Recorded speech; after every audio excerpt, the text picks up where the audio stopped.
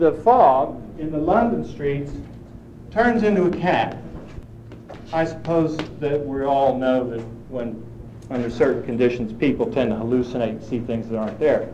And that's perhaps part of the point here, but it's a kind of a bigger question. This fog could better be likened to a snake, couldn't it, the way it curls around the streets? We see one thing turning into another thing, and we call that a metamorphosis. There are a great many kinds of metamorphoses in 20th century literature we'll be looking at in various regards. But the thing that we'll have to think and examine carefully here is that if we want to get a concept of the 20th century, we can't just look at one author. We have to look at all 5 of the authors that I have said we're going to read. So first we look at Eliot, and from Eliot we get, at least in the Prufrock poem here, an idea of man. And when we look at his Wasteland, which will be the next poem we'll examine by Eliot, we get an idea of land. And these are the 2 most important things that all people have to deal with: humanity and then the environment in which humanity finds itself. But in both cases with Eliot, both man and the land have been cursed. There are a lot of words you could use here. Cursed. You could say blighted, might be a good word. You could say denigrated. You could say anything that detracts from a thing would be a word that you could apply to Eliot's description of man and the land. Remember, our focus is in the 20th century. Prufrock and Other Poems is written in 1917. 1917 is in the environment of World War I. That was the war to end all wars. You write this down verbatim. Poets tend to be prophets. And I think that this element of prophecy that we are going to examine in Eliot is simply this. Something has happened to us as human beings. Something has happened to the earth as an environmental system. Now, Eliot is way ahead of his time, especially in the latter case, because environmentalism only really becomes a public concern about 1970. Something has happened to man. Something has happened to the land. And Eliot, we wouldn't say Eliot saw it. We should say Eliot felt it, and he just wrote. And in writing, he sort of opened himself up to the spirit of the time. And it came out. It came out through his fingers. And there's a perfectly respectable intellectual apparatus to explain how that can happen. How poets, and now I don't want to just limit it to poets, but artists of all kinds, really are prophets. And they speak more or less ahead of the time in which they live. So what Eliot is writing about becomes more understandable to people today than it was to people yesterday. And especially when we get to the Wasteland, I think that we can see how the idea that the earth, all of the earth, is becoming a giant wasteland is an idea that becomes more and more and more acceptable. But in 1917, Eliot's ahead of his time. So when, now going back, we speak of the metamorphosis in this poem of fog turning into a cat, well, that's really not very much of a metamorphosis compared to what happens to you and I, who were born with the same physical and spiritual birthright as our ancestors, but for whom, as ourselves, life is an entirely different proposition. No, I'm fighting against it myself, but it seems like for the most part we have to acknowledge that in Eliot, the transformation, the metamorphosis, is wholly negative. So we start out with something easy, though. It's a good thing it's not a snake. Maybe we should just close the book. But it's just a cat, and cats are friendly enough if you happen to be a cat person. Who's not a cat person here? See? Even though you have a cat, you're not a cat person either? You don't have one. Well, that's not probably too important, at least to pass the class. Note the color of the fog. What color is it? Yellow. Okay, how did it get yellow? I mean, the fog I used to see was what color? White. White or gray, smoke. But this is yellow. What's wrong with that fog? It's what? changed. It's tainted. It's polluted. It's polluted fog. It's got to be polluted fog, right? If you're from the big city, drive downtown sometime when there's what's called an inversion layer, then you get your yellow fog. Of course, yellow is also the color of sulfur, isn't it?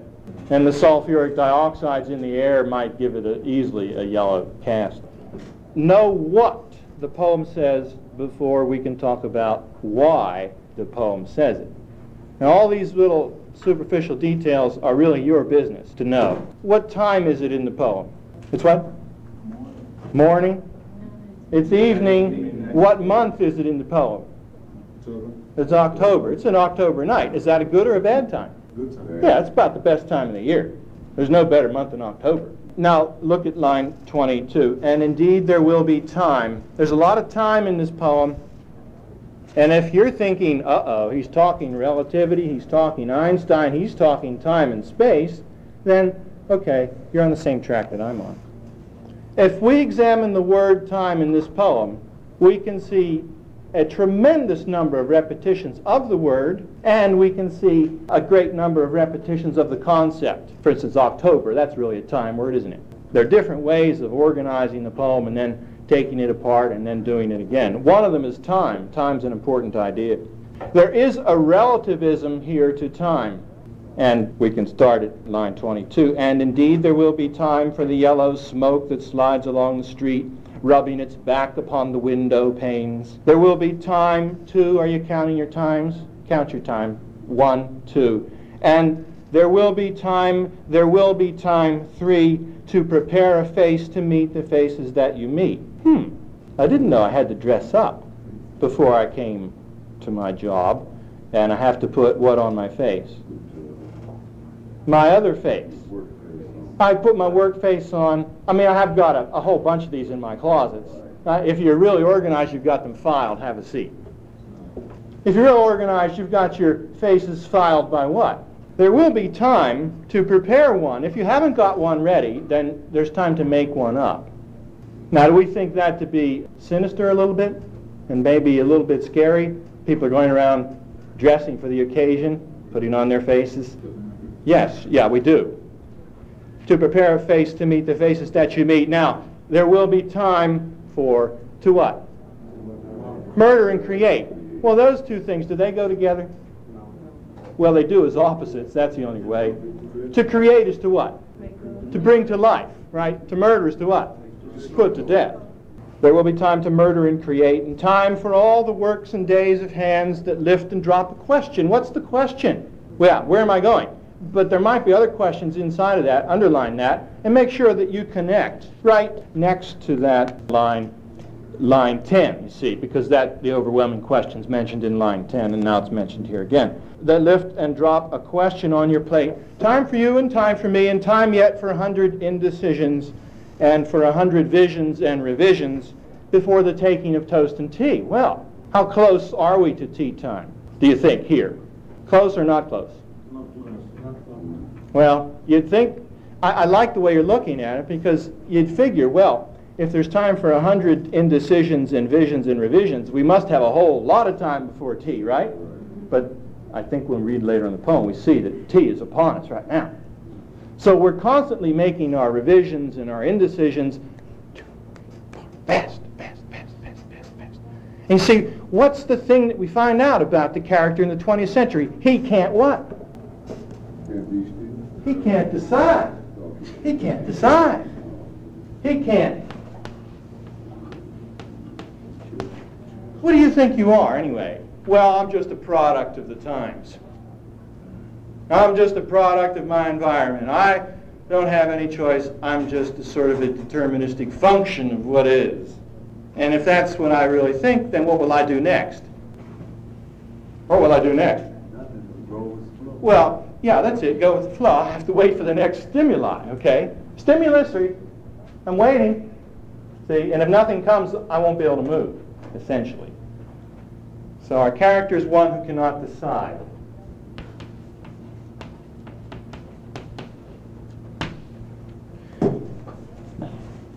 And for that matter, and remember, he's got to decide because tea is upon him. And what do you do at tea? Yeah, you'd think you could relax at tea, but that's the last thing you do at tea, is relax. You drink your tea, but when you're drinking your tea, what else are you doing? Well, you're fumbling. In the one hand, you've got your teacup, and then the saucer, and then on the other hand, you've got your cake. And, well, what do you do with your cake when you try to drink? I mean, what do you do with the sauce? There's a problem there. And then, at the same time, it's the chit-chat that'll kill you. They have teas at all the big libraries, research libraries in the United States, even in England. And like on a Friday afternoon at the HRC in Austin, you can have tea with all the fellows. Well, fine, but I never talked to any of these people before, and now we're sitting here in these easy chairs, and I've got my saucer and cup and tea and my cake, and I've got to talk. So what do you talk about? What do you talk about? If you're smart, what do you talk about?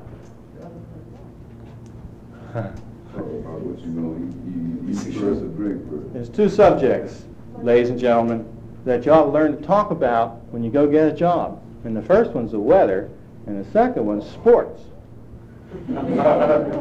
Keep it clean and keep it on the surface. Don't be talking about yourself, and never, ever, ever ask a question of someone else. How did you get that scar? No, not that at all. Back here to the poem. Well, of course, we're in England, and, well, we take toast and tea. Here we might have a coffee break. Tea is about what time? 3 to 4. It'll spoil your dinner. But there it is. And then here comes that phrase that bothered us before. In the room, the women come and go talking to Michelangelo, and now we suspect that that's what they do at tea. They talk about Michelangelo. Has anyone ever seen anything by Michelangelo? Oh, come on. Yeah, well, what is it? Mona Lisa. Well, no, the Mona Lisa is not by Michelangelo. That's by Da Vinci. Well, if you do any work with Michelangelo, the Sistine Chapel ceiling, any of those things, the main thing about Michelangelo is all his characters are naked or nude, and they all got big muscles too. And they're all heroic figures. If it's a woman's breast, it's a big breast. If it's a man's muscle, it's a big muscle. David's 10 feet tall. Now, this is a slightly salacious topic if you go into it at tea. But we leave it. See, we don't ever come back to it's unspecified what it is. But still there are, sort of sexual innuendos in the poem. We're coming to them now. And indeed, line 36, there will be time to wonder, do I dare? And do I dare? Time to turn back and descend the stair. What's that mean, turn back? I give up. I can't stand it. I'm going home. See? What kind of guy does that? He's indecisive. What else is he?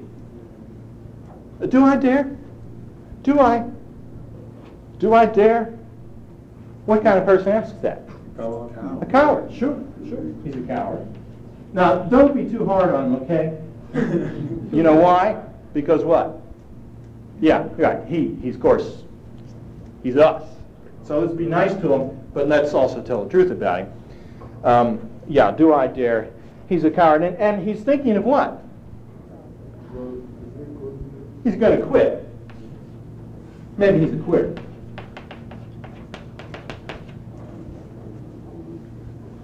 We'll see at the end what happens to the poor guy.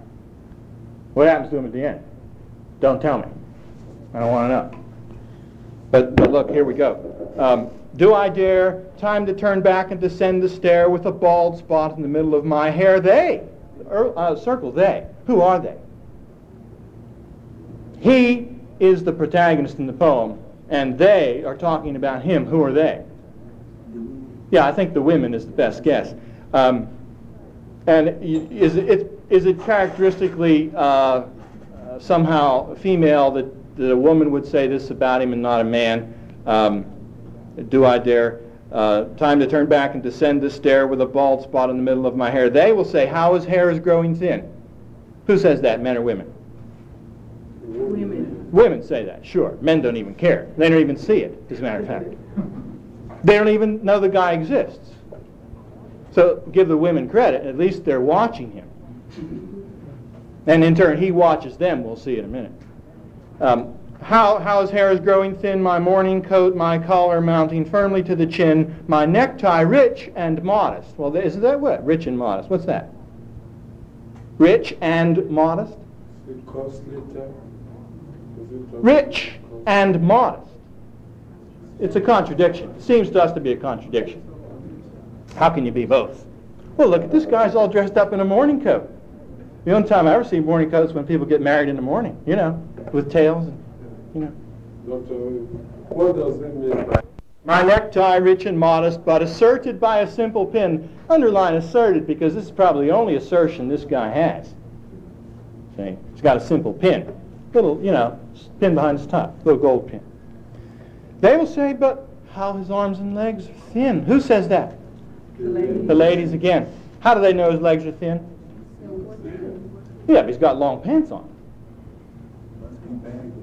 Well, yeah. But you see, the idea is they're as thin as what?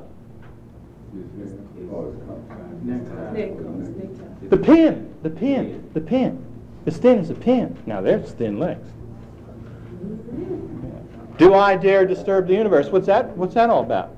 Shannon, do you dare disturb the universe? No.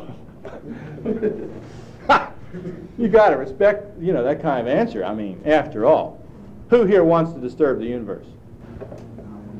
Well, this is the 80s. Yeah, she does. You see, I mean, how could he disturb the universe? What's he getting at? I mean, what would he say, or what would he do that would disturb the universe? I don't know either. Do something. Rather than turning back and going down the stairs, he goes on up. Yeah, he could go up in the attic. I don't know what good that would do. Call it what's in the attic.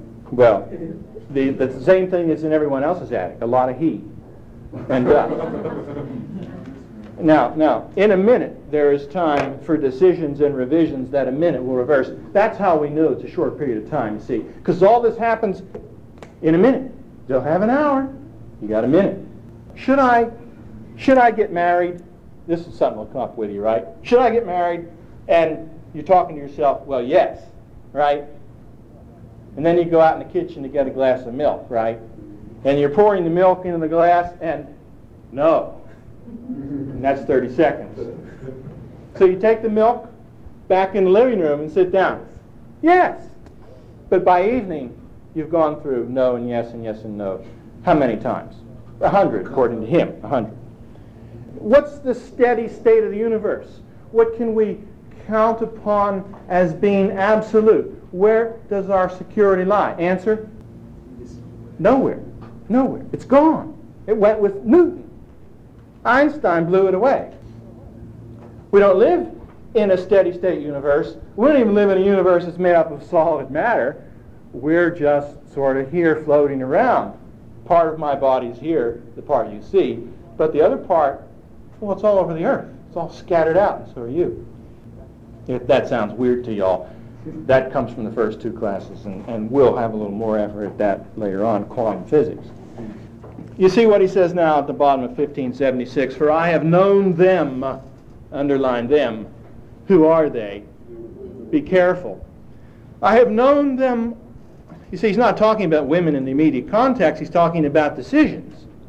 For I have known them all already, known them all, have known the what? Mornings, afternoon. What's the subject? T-I-M.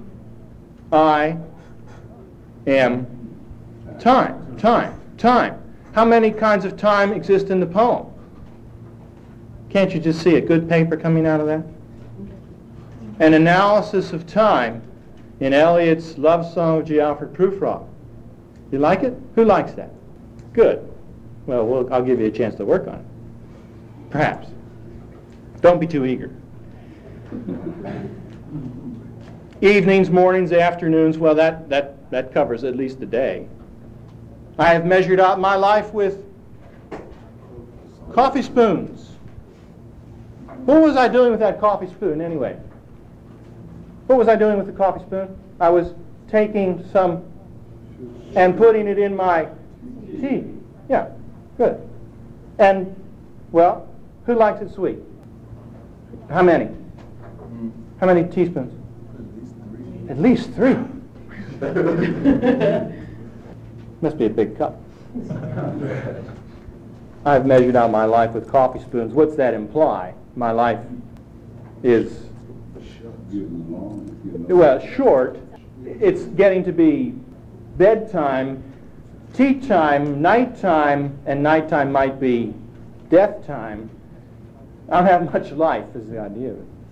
But there's a little space for you, you know. You got time in a poem, you want to have space, you want to have time, space, relativity. Here's some space.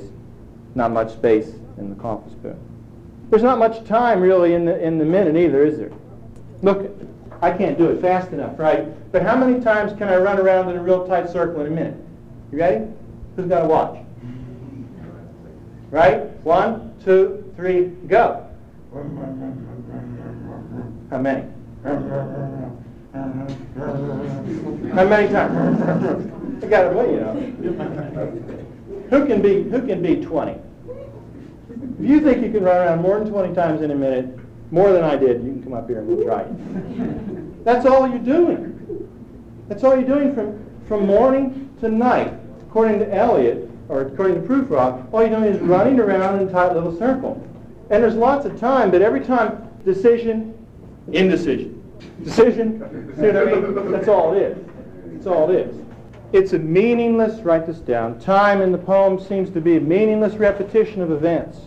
I know the voice is dying with a dying fall. Did you hear that? I know the voice is dying with a dying fall. Who talks that way in his context? I've heard the voices dying with a dying fall beneath the music from a farther room. They're having tea here, they're talking Michelangelo probably, and they're criticizing him when he's not there. And then you can hear the voices from the other room coming through, along with the music. Not everybody lives in independent houses like most of us do. If you're in the dorm, you got the idea of this. And now you see the question, so how should I presume? Again, how do I dare? How should I presume? What do you think about a guy that wonders whether or not he dares to eat a peach? What's the problem about eating a peach anyway? Say you're an old man. What could happen to you if you ate a peach? Yeah, your teeth could come out, but peaches are pretty soft usually. What else could happen? You could get indigestion, sure. What else could happen? You could get the what? I don't think you eat the seed, Charles. It's a big seed.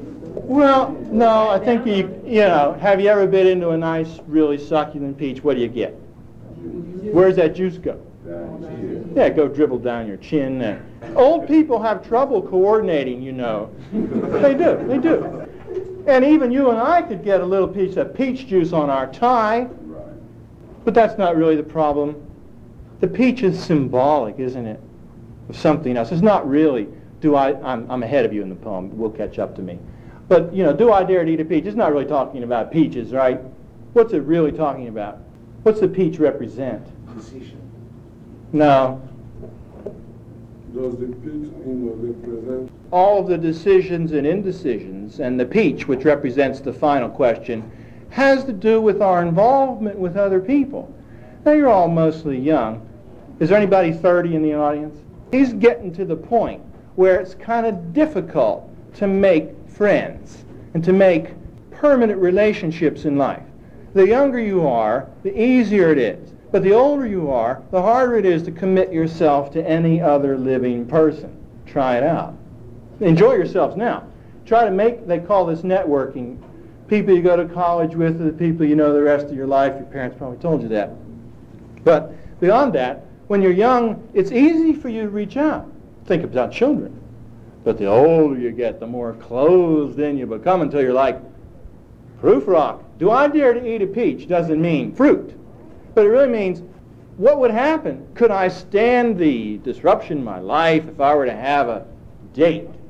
Well, now, you know, I'm being nice. That's the deeper question here. And of course the answer is what? Do I? Nope, I don't dare. Look again at line 55. And I have known the eyes. He's known, what has he known already? Line 50. What has he known? Evenings. He's known time. We all are knowing time. Who knows time the best? The oldest one. Okay, that's the first thing I want to know. And now the eyes. And these are the same eyes that saw him walk down the stair and worried about his legs and his hair, or lack of hair. And I've known the eyes already, known them all, the eyes that fix you in a formulated phrase. And when I'm formulated, sprawling on a pin, sort of like a butterfly that you might catch, and you pin them up. And that's really what gossip is always about, is pinning one another up on the board. Did you hear? Yes, I did. You did? What do you think? And the eyes that fix you in a formulated phrase, and when I'm formulated, that is to say, let's reduce Larry Thompson to A, B, and C. Yeah, he says I'm more complicated than that. Well, nuts. According to gossip, it's A, B, and C, and we got him what? Formulated, pinned. And that's what's being done to Prufrock. And of course, if he would dare disturb the universe, he might get out of the formula. But see, the very fact is, he's old, he's tired, he's afraid, he's indecisive, he's a prisoner of time and space, so he doesn't have much of a chance.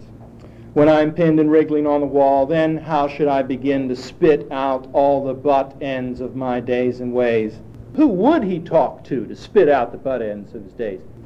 Not a very nice way to think of your days, like the cigarette butt that you're going to spit out, throw in the street. But who would he talk to spit out the butt ends? No. There's only one group here he can talk to, and who's that? The women. And this guy is no Michelangelo. Michelangelo was a heroic figure. Do you know what he told the Pope? I better not tell you. He was bad. He was very, very bad. No. Where can you read about it? In a book.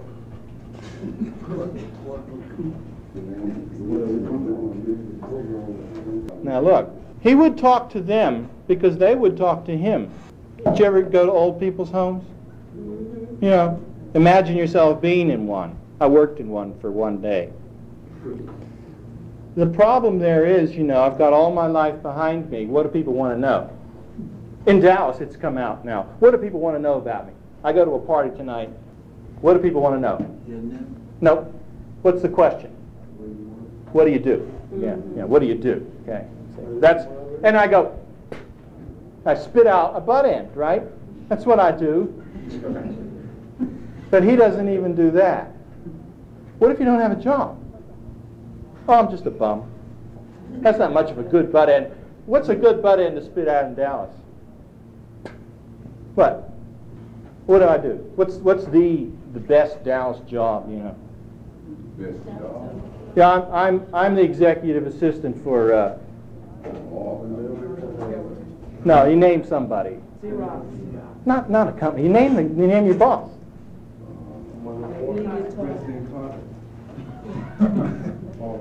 Sure, that's right. And everyone says what? Oh. What we have in the poem, in the questions, then, is a kind of a formulation of all the trivia of our lives that make us weak. You see, because we're always so concerned about what do they think. We want to make a good impression. By all means, make a good impression.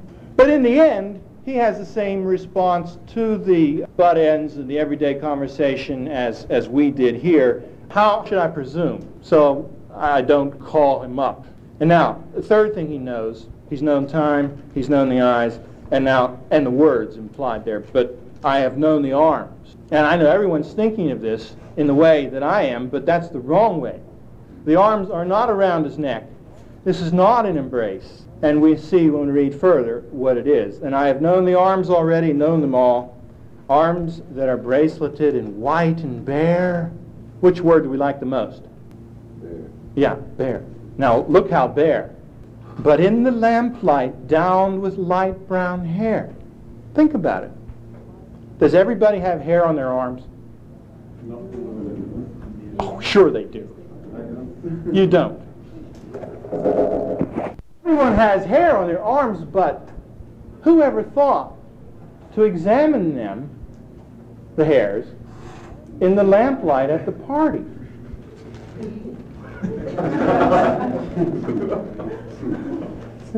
I mean, next time you go to a party, check it out, right? I mean, parties do not have to be dull. You can always do what? Now, what kind of party is this? Yeah, it must be terribly boring. But look what you see here. He really does exist. He really is alive. Because this is this proof. The only proof in the poem he's alive is the fact that he can see. And he can see something that we haven't seen. He can see the hair on the arm of the ladies. And it shows also that he has a certain affection for the world, too. And for the ladies as well. He's not somebody who's dead at all. He's somebody who's alive like we are. And he just doesn't dare. He just doesn't presume. But he does love. You can see that just in that one statement. I really feel that strongly. Anybody who can see a specific detail about other people or about things in the world must have affection for it in order to be able to see it. So yes, he's bored, but also maybe he's a very sensitive man who's had a hard time. You know, there are people like that. But in the lamplight down with light brown hair, and then, is it perfume from a dress that makes me so digress? Arms, and now he's back to them again. Arms that lie along a table or wrap about a shawl. And should I then presume? And how should I begin? Begin what? Make a decision, maybe make a conversation, maybe. There's a great phrase by E.M. Forrester. It's called, well, it comes out of a book called Howard's End, but the phrase is only connect. Maybe, you see, is what he could do. Maybe he could connect to someone, to something. And that would heal him, wouldn't it? It would make him whole again. It would give him reason for living. How should I begin? Line 70, shall I say I have gone at dusk through narrows? Shall I? Well, I don't know. If you asked me, what would I say? Do you believe that flying saucers will land in 2010? Shall I say that flying saucers will land in 2010? Shall I? Okay, let's look at this one then. Shall I say I have gone at dusk through narrow streets? Okay, wait. Shall I say I have gone at dusk through narrow streets and watched the smoke that rises from the pipes of lonely men in shirt sleeves leaning out of windows? Think about what he sees there, what we see. He walks at dusk. Again, it's dusk time through narrow streets that wind with an insidious argument. And he sees the smoke that rises from the pipes of the men in shirt sleeves, and are they on the first or second story window? For some reason I think it's second story too, but there's no reason to think so from the line. I should have been a pair of ragged claws scuttling across the floors of silent seas. I should have been? Why? Why does he say that? That's not really human, is it? To be a pair of claws scuttling across the floor of silent seas. Why would he want to be that instead of what he is? What? Well, it's deeper than that. Yes, but more. It's a death wish. There are various levels of death wishes or various levels of the desire for self-destruction in the poem. The way in which he's going to destroy himself is by water. We'll see at the end. But here's water here. And I think we can hear the murmur from the other room as being a kind of a water. And what does water do to you? Well, how does it drown you? Yeah, it goes over your head, it gets in your lungs, and it pushes out your life. And it's like too much of what? Well, besides water, too much of what? Too much air won't drown you. Too much oxygen won't drown you. Forget away from air and water. Too much talk. What too much talk do to you? How do you feel after you've talked to somebody for 5 hours. Same way he does. How? You feel weak. You feel weak. You feel undoubtedly betrayed. In 5 hours' time, you may have betrayed yourself 500 times.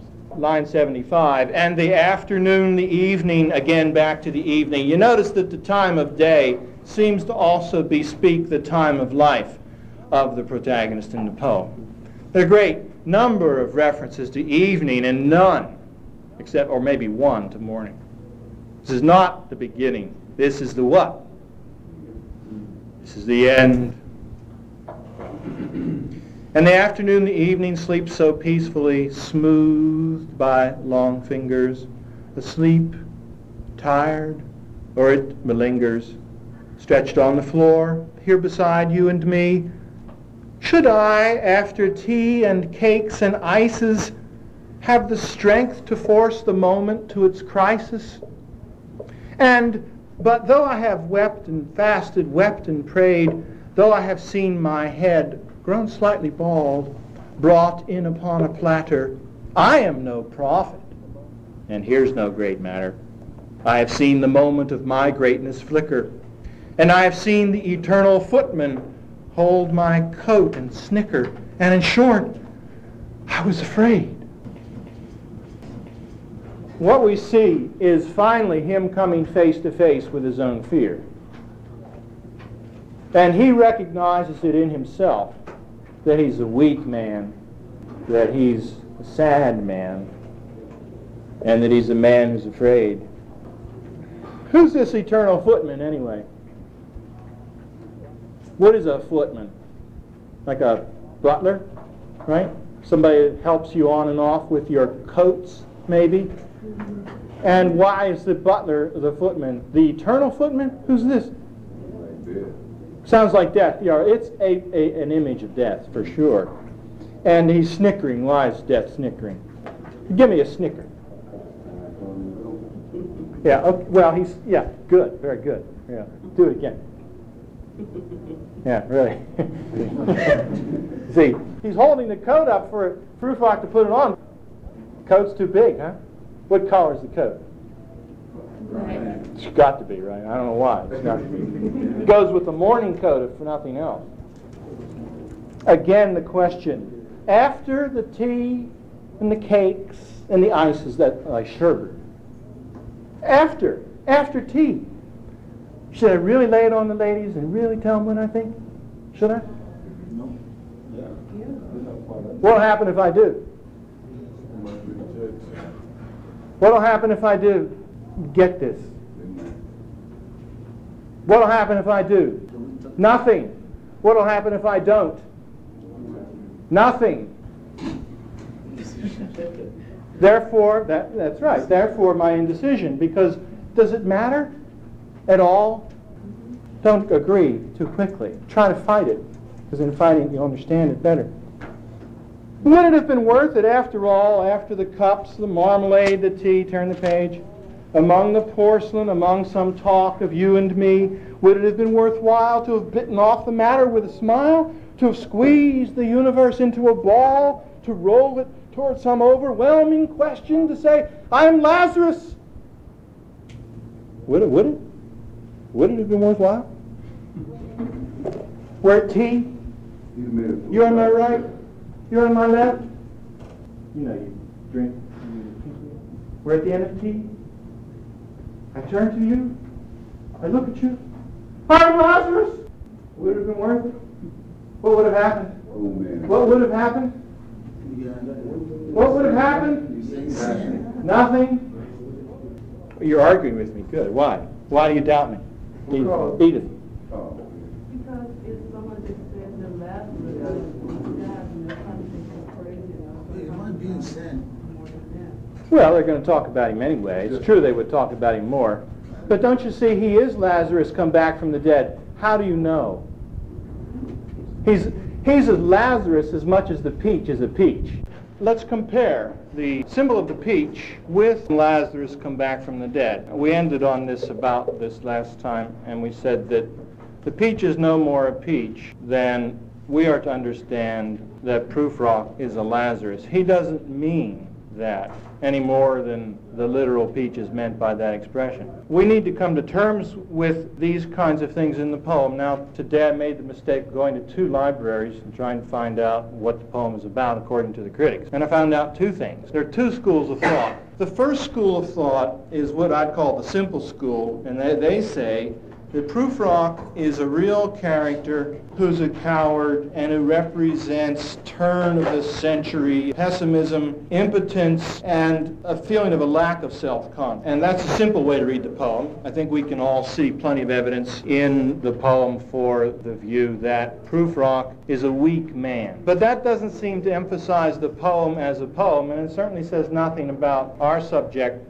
which is how the poem, or how Eliot in 1917, when he writes this, reflects the scientific discoveries that took place in physics between 1900 and 1926. But the second view of the poem does reflect that idea, and that is that Prufrock is not a character at all. He's non-existent. Prufrock is an excuse for bringing together literary and other kinds of allusions to various kinds of things. There are a good many allusions in the poem to Hesiod and to Renaissance writers, but this one that we're dealing with now, we all understand, Lazarus. So at line 93, when he says, I am Lazarus come back from the dead, you want to question the I am there. He doesn't mean himself. The poem is just bringing together phenomena from the literary universe and putting them together, but in no particular order. And that is resembling quantum physics, because there you see that there is no straight line relationship between cause and effect.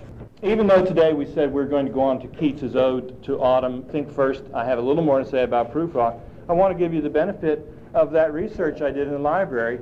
I hope you won't think I'm terribly bookish if I have written it up on the board. First, the critic Hugh Kenner, very interesting. He says, Prufrock is a, quote, zone of consciousness. Now that supports the second critical view that we had talked about.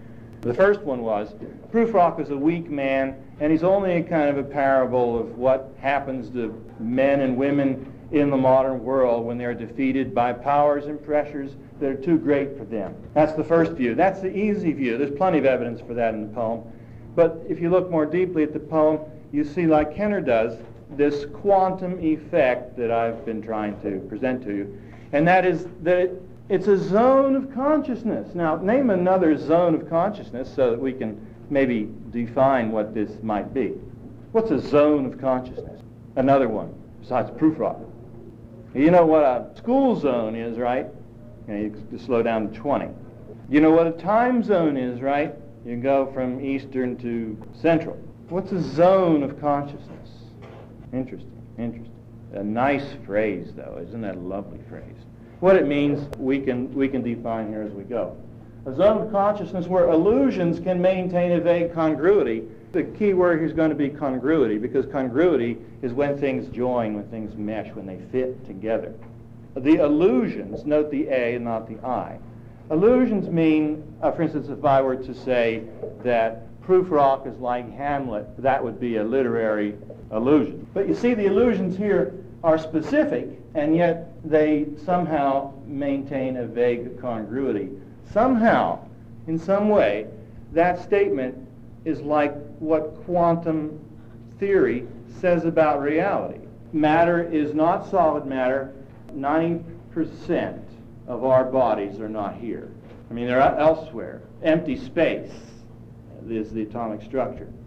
And yet, they must maintain some kind of vague congruity because our bodies present a solid impression to those who view us.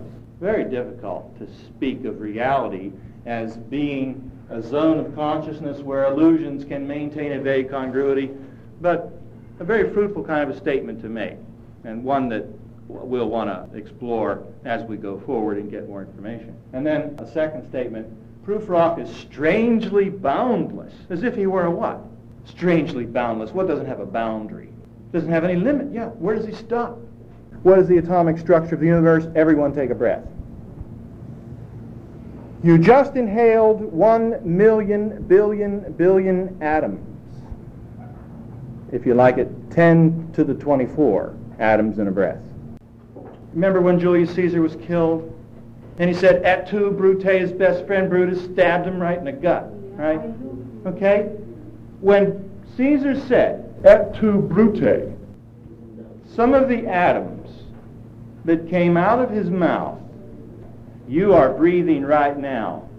There's a vague congruity for you. There's some kind of boundary and yet boundlessness to the atoms in Caesar's mouth in the last words that he said. This is an odd kind of universe that we're inhabiting in the 20th century because of its strange boundlessness. When I say, praise the Lord, when does my voice stop? In a moment of blessing, if a person were to speak that and listen then to the impression that is set up, the series of resonances, echoes bouncing off of one another, that phrase goes all the way around the globe and comes back to them when? How long does it take for it to go around the globe and come back to them? Long time. When a man says to a woman, I love you, and if he listens then to his voice, and if he feels what happens in the woman when he speaks those words, there's a vague congruity for you. Within these two views of the poem, we will try to find out our own view. Pick it up where we said, shall I say I have gone at dusk through narrow streets and watched the smoke that rises from the pipes of lonely men in shirt sleeves leaning out of windows?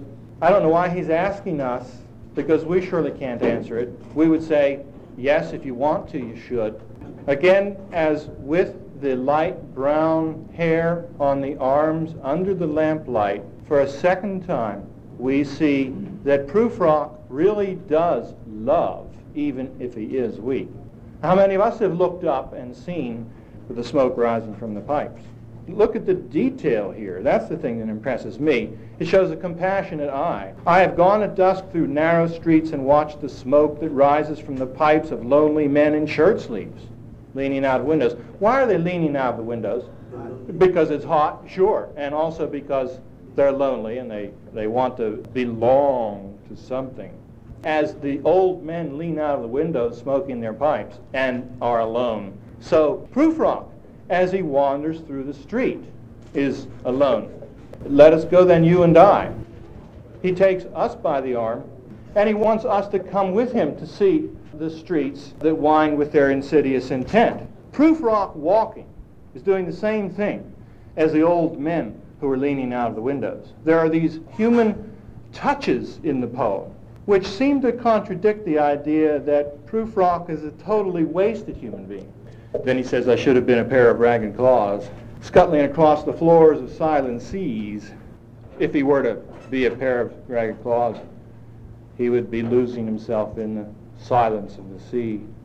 There's also a lot of silence in the poem. It picks up then at line 75, in the afternoon, the evening sleeps. There's an image to sleep. Smoothed by long fingers, asleep, tired, or it malingers. Which is it that the afternoon does? Is it asleep? Is it tired, daydreaming, or is it just malingering?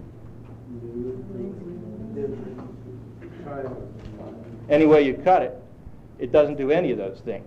As a matter of fact, time, the afternoon in particular, is totally indifferent to the human beings who inhabit it. Time doesn't care.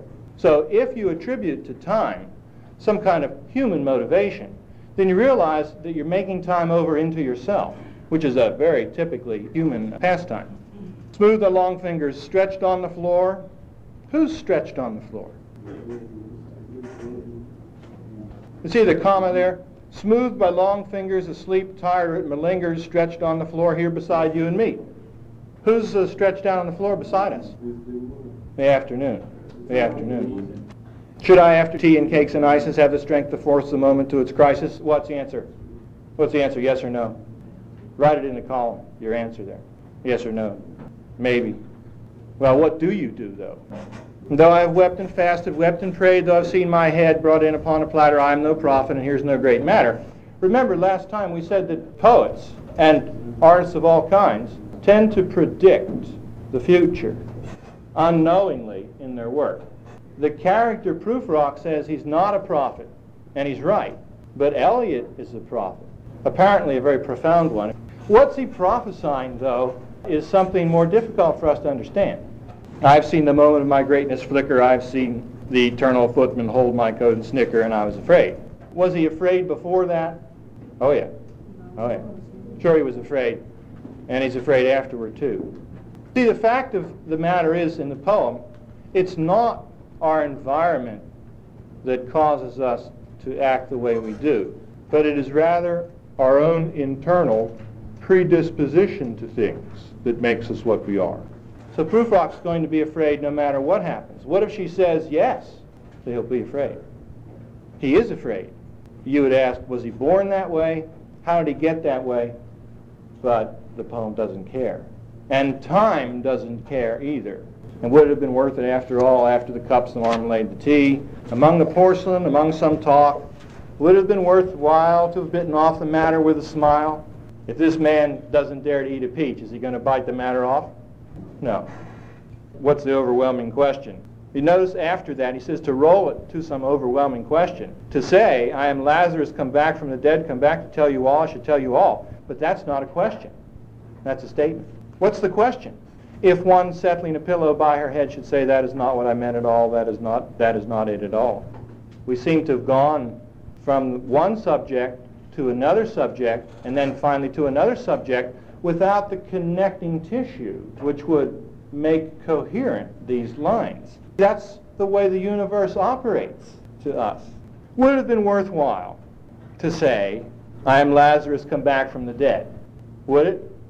No, no. What would it be worthwhile to say? A little louder. Well, would it have been worthwhile? Not really, not. Well, okay, it wouldn't be then. What would be worthwhile to say? To say nothing. Would it be worthwhile to say nothing? I mean, nothing is nothing. If we had to talk, what could we say that would make it all worthwhile? It's a problem. He's talking to a woman, and notice he says, if one, because she's not really there. He's just talking. He's talking to himself. And then again, at the beginning of the next paragraph, and would it have been worthwhile after all? And then again, and would it have been worthwhile? And then we have a list of things. Sunsets, dooryards, sprinkled streets, novels, teacups, skirts, a trail along the floor. And then he admits it is impossible to say what I mean. And the universe then, in poem for Prufrock, is cut loose from cause and effect.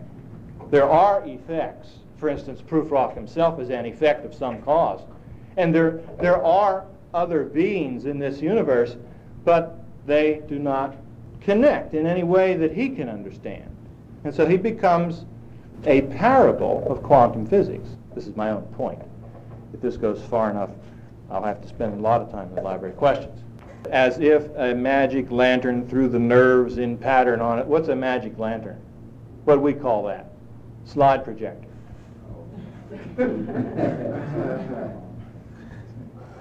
But you see, the thing that it's projecting on the screen is the nerves in patterns. We could do this. I could get slides of nerves under a microscope and put them in a slide projector and show them to you.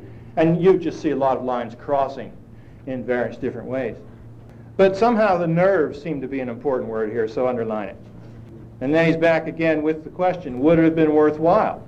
What do you mean, would it have been? Yeah, either it is or it isn't. What do you mean it would have been? Would it have been worthwhile? No. Was it worthwhile? See, would it have been is subjunctive. It's the wish mode. Things would be, or it could be, or if wishes were horses, then beggars would ride. But that's all a hypothetical reality. They don't exist. What do you mean, would it have been? What did you do? He will not leave the wish world to come into the other one because he's afraid. That's the first point of view. The second point of view, the critic seems to suggest that there's something here a lot more difficult to apprehend. That is not it at all. That is not what I meant at all. Can the universe be objectively known? And isn't that really, can you see how that is an issue here in the poem? He wants to know something. He wants to know her. He wants to know the peach. He wants to know, would it have been worthwhile? He wants to get knowledge. Now, under the old idea of classical physics, Newton and a little bit after, the idea was that you could study the universe and know it objectively, right? Who knows a physical law? I don't care of what, anything. Gravity. Who's got a physical law? What? Gravity? Sure, there's Newton. There's Newton. Can you know gravity? Can you measure gravity? Is it objective? It's thought to be objective. If I throw the book up, what'll happen? See, and somebody could plot that. According to the force with which I throw it up, it will come down. It has also to do with the atmospheric pressure, and it has to do with the weight of the book, and it has to do with some other things too. But it can be objectively measured. This is called the Copenhagen Interpretation. Now, you shouldn't be afraid of these big names, Copenhagen and Schrodinger. Yeah, they should make you feel good, because you're really coming in contact here with the people who made it up. The Copenhagen interpretation of the new quantum theory ended the classical idea of objectivity, the idea that the world has a definite state of existence independent of our observing it. That's objectivity. That the world has a definite state of existence independent of our observing it. It's out of that kind of objective physics that the question comes, if a tree falls in the wilderness and no one hears it, was there any sound? From the objective point of view, what's the answer? Yes, sure there was sound. But let's wait and see what we get here. Classical objectivity, the idea that the world has a definite state of existence independent of our observing it. Does the world cease to exist when I die? That's classical physics. The idea that the world has a definite state of existence independent of our observing it. This contrasts with our ordinary experience of the world, which supports the classical view of objectivity, that the world goes on even if we do not perceive it. We would all grant that, right? At least now. That's the way it seems to us to be. Just as it also seems to us that the sun rises in the morning, right? No, the sun has not moved in relation to the earth. The sun didn't rise. What happened? The earth goes around. The earth goes around. The classical view is that the world goes on even if we do not perceive it. Wake up in the morning and the world exists pretty much as you left it. True? Okay, good.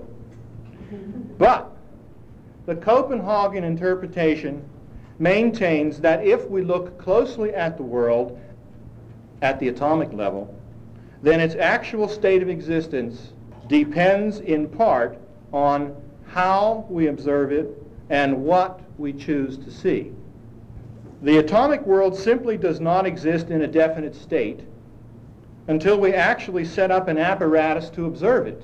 The Copenhagen theory is super-realistic. No fantasies or rationalizations about material reality are allowed. There are two kinds of worlds that Prufrock, literature, and physics all examine together. The first one is called the micro world, and I think you know that's what you see under a microscope. And then the other one's called the macro world, the big world, our world, the world of human affairs. Classical physics has as its basis the idea of determinism. It's deterministic. Whereas quantum physics is based upon indeterminacy. The puzzle is that if indeterminacy implies non-objectivity, and if the macroscopic human world is influenced by indeterminate events, does this mean that human-scale events lack objectivity, that they exist only if we observe them directly? So all that this is saying is that something does not exist until we set up some kind of machine or experiment to observe it. If the tree falls and there's nothing there, there is no sound. That's what quantum physics is saying. Now, I'm extrapolating a little on it, but I hope that I'm not too far off. Do we have to renounce objectivity? Reality, write it down. Reality springs into being only when we observe it. Reality, please, write this down. Everybody, please. You have a pen? Yeah?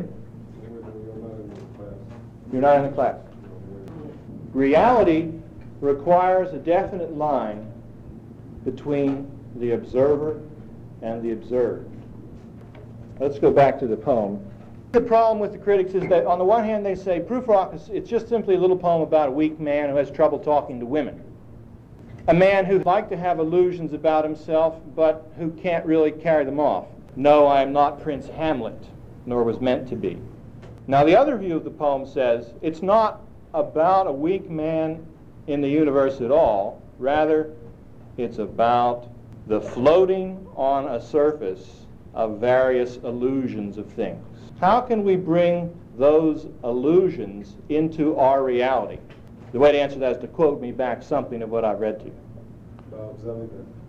Right, by observing them. In fact, by setting up some apparatus to observe them.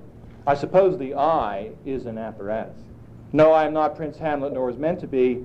Am an attendant lord, one that will do to swell progress, start a scene or two, advise the prince, no doubt an easy tool, deferential, glad to be of use, politic, cautious and meticulous, full of high sentence, but a bit obtuse.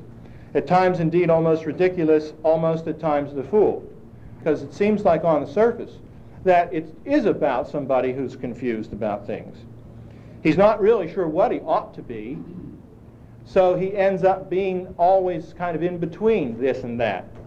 So he ends up being politic, cautious, meticulous, but also obtuse, ridiculous, and also a fool. So he goes on, he says, I grow old, but it's interesting that when Eliot lectured on the poem, he said it was about a young man. We want to think that this is an old man, because why does he wear the bottoms of his trousers rolled? Why do old people roll up their trousers?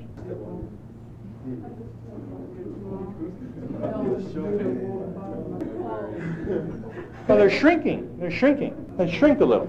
Not only do the trousers get baggy, but they hang down further. I grow old, I shall wear the bottoms of my trousers rolled. Shall I part my hair behind? Well, what's the answer to that? Behind. It's an old style. Nobody does that anymore. You didn't have the hair in the front too far. That's right. Well, what's the answer? Shall I part my hair behind? No. Answer in terms of quantum physics. Can you? No, the young lady here. What were you going to say? I just said he didn't have any hair. Well, let's go on to the next question. Do I dare to eat a peach?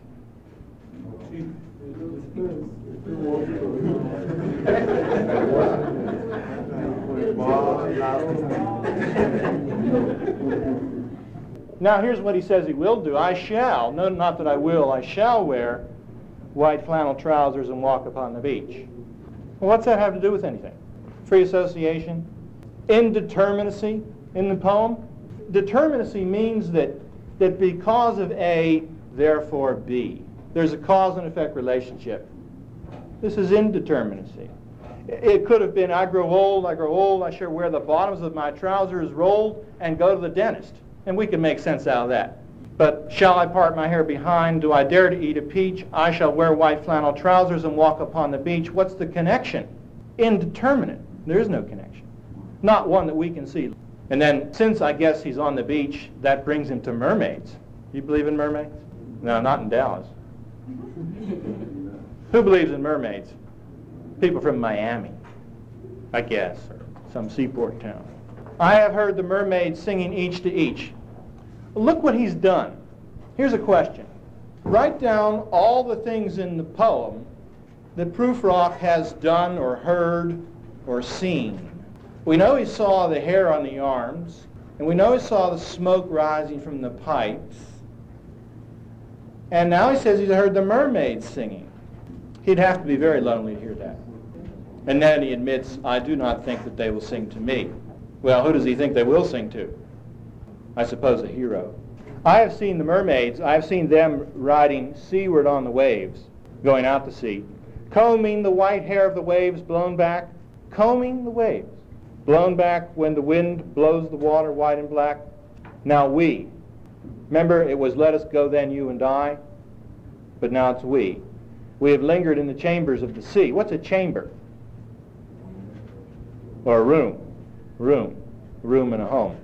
We have lingered in the chambers of the sea, and you need to read that in the context of I should have been a pair of ragged claws scuttling across the floors of silent seas. We have lingered in the chambers of the sea, in the rooms of the sea, by sea girls or mermaids, wreathed with seaweed red and brown. Let's say the rooms of the sea were decorated by the mermaids with seaweed.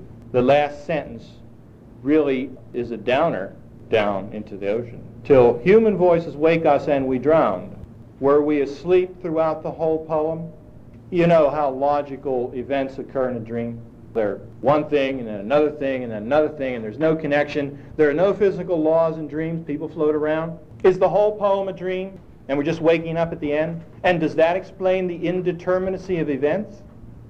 Does that happen to you if you have a family or when you're living at home? You're asleep in the morning. The first thing that wakes you up is somebody's voice. Note the human, till human voices, because he's in the context here of mermaids, which are only partly human. Till human voices wake us and we drown. We drowned in what? First in water, but what are we really drowned in here?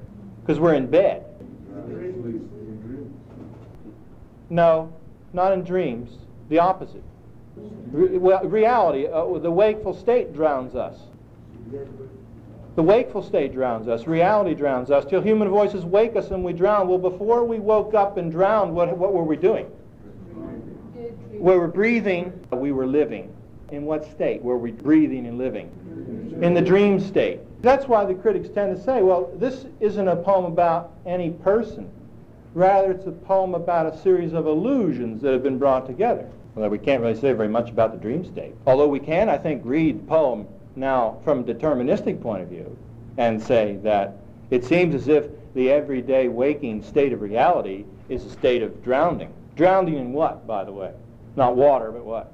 Reality. What is reality composed of? Well, I'm just getting at reality is composed of millions and millions and millions of details. Remember, I told you how many atoms you breathe in one breath. 100 billion, something like that. And that's the state of the details of reality as well. So when we wake up, we drowned in it. But of course, when we go back to sleep, what happens to us? What do you call that when somebody's drowning and you give them, and then they revive? That's implied. If I'm Lazarus. Questions at this time?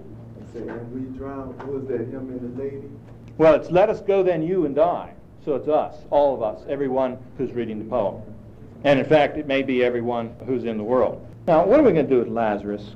Remember about Lazarus, the thing was said, Lord, don't do it, he stinketh. There's a kind of a stinking here. When you revive somebody, what happens? Yeah, I know they come back to life, but how do they come back to life? What? They come back coughing. Well, they come back coughing and vomiting. That's why you're supposed to turn their head the other way. If you're going to bring somebody back, you have to be aware that there's going to be a stink with the life that comes. We're looking at the poem in a slightly odd way now because it catches our attention. What's the stink? Write this down. What stinks about the poem? I don't mean, you get the sense I mean there. What's fishy here? And we want to try to put our fingers on the most suspicious detail in the poem. And then finally at the end of the poem, we escape from the world that Prufrock is in. How do we get out? We wake up. That's how we get out of it. We wake up.